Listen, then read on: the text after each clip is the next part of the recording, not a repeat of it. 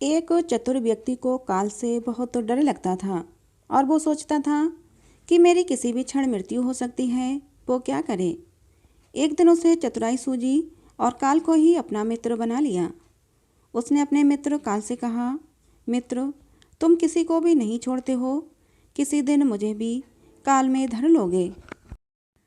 काल ने कहा, ये मृत्यु लोक है, जो आया है उसे मरना ही है।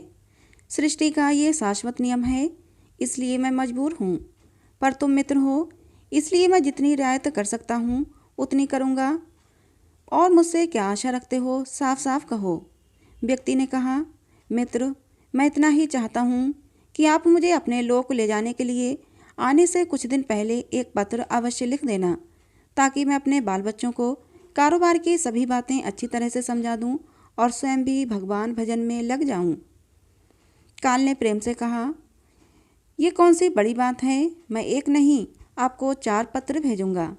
चिंता मत करो, चारों पत्रों के बीच समय भी अच्छा खासा दूंगा, ताकि तुम सचेत होकर काम निपटा लो। वो व्यक्ति बड़ा ही प्रसन्न हुआ। सोचने लगा कि आज से मेरे मन से काल का भय भी निकल गया। मैं जाने से पूर्व अपने सभी कार्य पूर्ण करके जाऊंगा, तो देवता भी मेरा अच्छे से स्वागत करेंगे। दिन बीतते गए, आखिर मृत्यु की घड़ी आ गई। काल अपने दूतों सहित उसके समीप आकर बोला, मित्र, अब समय पूरा हुआ, मेरे साथ चलिए। मैं सत्यता और दृढ़ता पूर्वक अपने स्वामी की आज्ञा का पालन करते हुए एक क्षण भी तुम्हें और यहाँ नहीं छोड़ूंगा। उस व्यक्ति के माथे पर बल पड़ गए, भृकुटी तन गई और कहने लगा, धिक्कार है तुम्हारे जैसे मित्रों पर। मेरे साथ विश्वासघात करते हुए तुम्हें लज्जा नहीं आती। तुमने मुझे वचन दिया था कि आने से पहले पत्र लिखूंगा, परंतु तुम तो बिना किसी सूचना के अचानक दूतों सहित मेरे ऊपर चढ़ गए। मित्रता तो दूर रही, तुमने अपने वचनों को भी नहीं निभाया। काल हंसा और बोला, मित्र, इतना झूठ तो न बोलो। मैंने आपको एक नहीं 4 पत्र भेजे, आपने एक भी उत्तर नहीं दिया। उस व्यक्ति ने चौंक कर पूछा, कौन से पत्र, कोई प्रमाण है? मुझे पत्र प्राप्त होने की कोई डाक रसीद आपके पास है तो दिखाओ। काल ने कहा, मित्र, घबराओ नहीं, मेरे चारों पत्र इस समय आपके पास मौजूद हैं। मेरा पहला पत्र आपके सिर पर चढ़कर बोला, आपके काले सुंदर बाल उन्हें सफ़ेद कर दिया, और ये भी कहा कि सावधान हो जाओ, जो करना है कर डालो।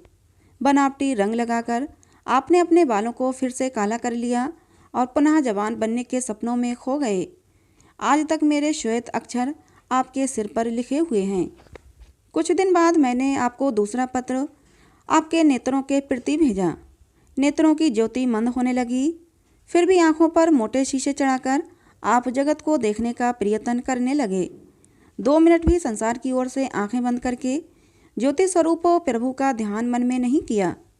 इतने पर भी सावधान नहीं हुए तो मुझे आपकी दीन दशा पर बहुत तरस आया और मित्रता के नाते मैंने तीसरा पत्र भी भेजा। इस पत्र ने आपके दांतों को छुआ, हिलाया और तोड़ दिया। आपने इस पत्र का भी जवाब न दिया, बल्कि नकली दांत लगवाए और ज़बरदस्ती संसार के भौतिक पदार्थों का स्वाद लेने लगे। मुझे बहुत दुख हुआ कि मैं सदा इसके भले की सोचता हूँ और ये हर बार एक नया बनावटी रास्ता अपनाने को तैयार रहता है।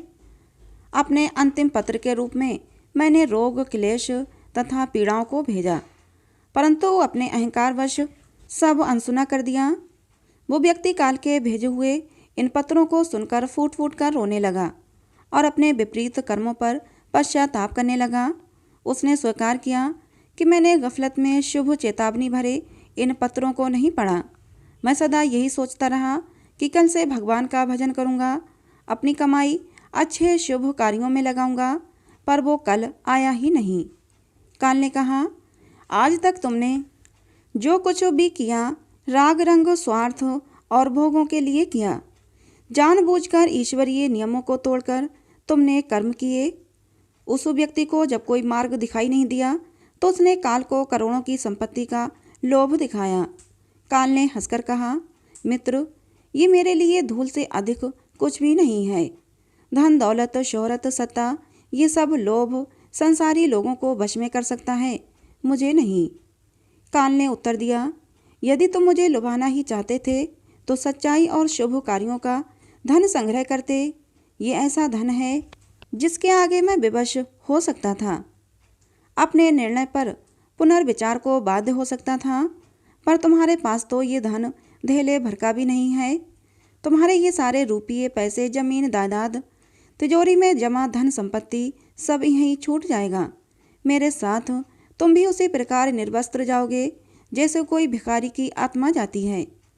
काल ने जब मनुष्य की एक बात भी नहीं सुनी तो वो हाय हाय करके रोने लगा। उस व्यक्ति ने अपने सभी संबंधियों को पुकारा, परंतु काल ने उसके प्राण पकड़ लिए और चल पड़ा अपने गंतव्य की ओर। दोस्तों, हमें इस कहानी से ये शिक्षा मिलती है कि एक ही सत्य है जो अटल है, और वो है कि हम एक दिन मरेंगे जरूर। हम जीवन में कितनी दौलत जमा करेंगे, कितनी शोहरत पाएंगे, कैसी संतान होगी, ये सब अनिश्चित होता है, समय के गर्भ में छुपा होता है। परंतु हम मरेंगे एक दिन, बस यही एक बात जन्म के साथ ही तय हो जाती है। अतः हर एक को, चाहे छोटा हो या बड़ा, सबको प्रभु परमेश्वर की याद में रहकर ही कर्म करने चाहिए। तो दोस्तों, ये कहानी आपको कैसी लगी कमेंट बॉक्स में ज़रूर बताना। कहानी अगर आपको अच्छी लगी हो तो प्लीज़ इसे एक लाइक और चैनल को सब्सक्राइब जरूर कर लेना, जिससे कि ऐसी ही कहानियाँ आप लोगों को मिलती रहें। मिलते हैं अगली किसी नई कहानी में।